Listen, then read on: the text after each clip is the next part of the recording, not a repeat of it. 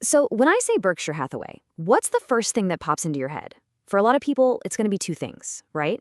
Warren Buffett and their absolutely massive position in Apple. But you know what? That's not the real story, not even close. It actually misses the most powerful part of the company. See, for decades, the way we talk about Berkshire Hathaway has been totally shaped by the media. It's always framed as this giant, sprawling stock portfolio.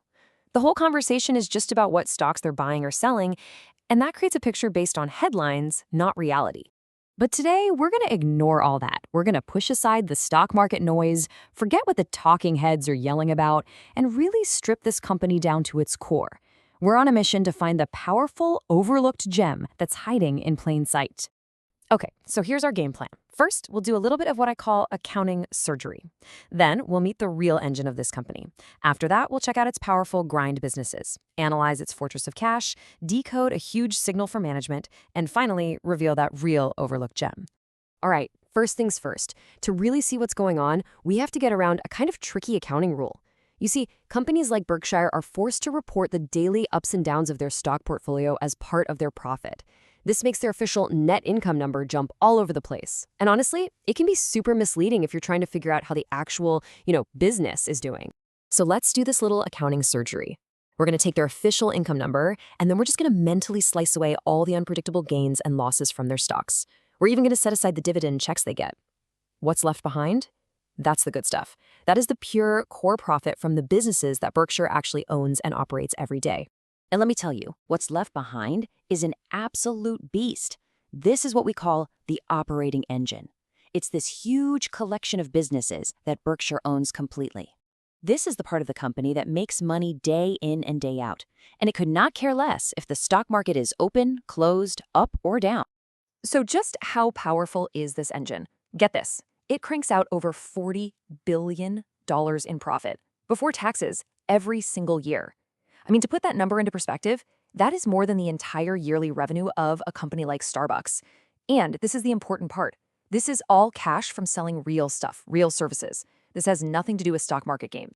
So you're probably asking, where in the world does that incredible $40 billion a year come from? Well, it comes from what I like to call the grind businesses.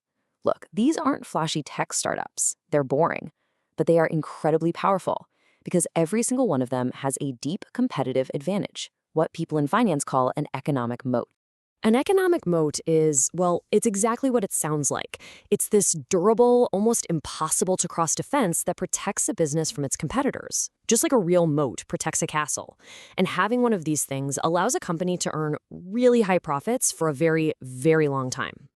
And just look at these examples, they're perfect. You've got the BNSF Railroad. I mean, you can't just go out and build another one of those. You have Geico, which sells an insurance product that millions of drivers are legally required to buy.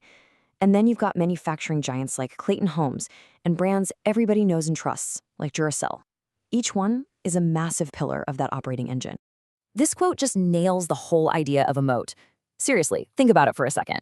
Could you go out today and buy up all the land you'd need to build a new railroad from, say, Chicago to Los Angeles? No way. It's totally impossible. BNSF is basically a monopoly in a lot of areas, and it hauls the goods that power our entire economy. That right there is a permanent advantage. Okay, so now let's switch gears a little bit. We've talked about profits. Now let's talk about assets.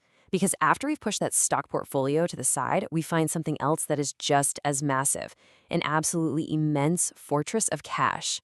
Berkshire is sitting on roughly $382 billion. Let me just say that again so it sinks in. $382 billion. And this isn't in some risky investment. It's pretty much all in cash or super safe US government bonds. Now, to really get a handle on how huge that number is, check this out. That pile of cash, by itself, is bigger than the entire value of a company like Netflix.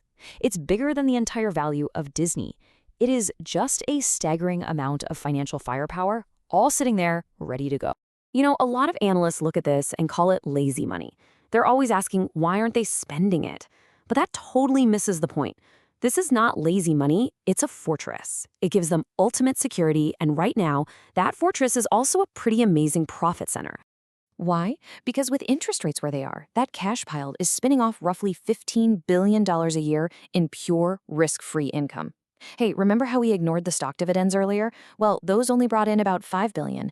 The interest on their cash is 3 times bigger than all their stock dividends combined. Okay, this brings us to our final piece of the puzzle, and it might just be the most important. You've got a $40 billion a year operating engine, you've got a $382 billion cash fortress. So, what is the management team doing with all this? Well, sometimes the biggest signal is what they don't do. I mean, it's the obvious question, isn't it? With all that cash, all that firepower, they must be on an epic buying spree, just scooping up companies left and right. But they're not, and that's the whole point. The signal they are sending, loud and clear to anyone who's paying attention, is that they are waiting. Their inaction is the action. And here's the smoking gun, the real key piece of evidence. With their own stock price way up there near all-time highs, how much did Berkshire spend buying it back? 0. A big, fat nothing. Now, why on earth does that matter? Well, think about it. These guys are arguably the best bargain hunters on the planet. If they thought their own stock was a good deal, a bargain, you better believe they'd be buying it back by the truckload. So their refusal to buy their own stock tells us everything we need to know. It signals incredible discipline, incredible patience. They are more than happy to just sit on that mountain of cash, collecting their interest checks, and wait. Wait for the next big market crisis to hit. And when it does, they'll be ready to buy amazing businesses for pennies on the dollar. So let's pull all of this together. The reason Berkshire is so misunderstood so often is because most people just get stuck on the packaging. They're looking at the wrapper and they never bother to look at the candy that's actually inside. And this right here really illustrates the two different realities. The world sees the wrapper, this volatile stock portfolio that's all driven by media hype and what the price did today, but the candy inside, the real gem, is a $40 billion operating engine, a $382 billion cash fortress, and an ironclad culture of discipline. That is the real Berkshire Hathaway.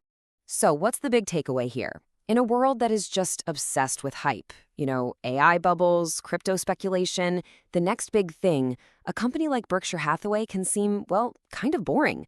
But what we've discovered today is that in this case, boring is just another word for durable, disciplined, and wildly profitable. And that is the true overlooked gem.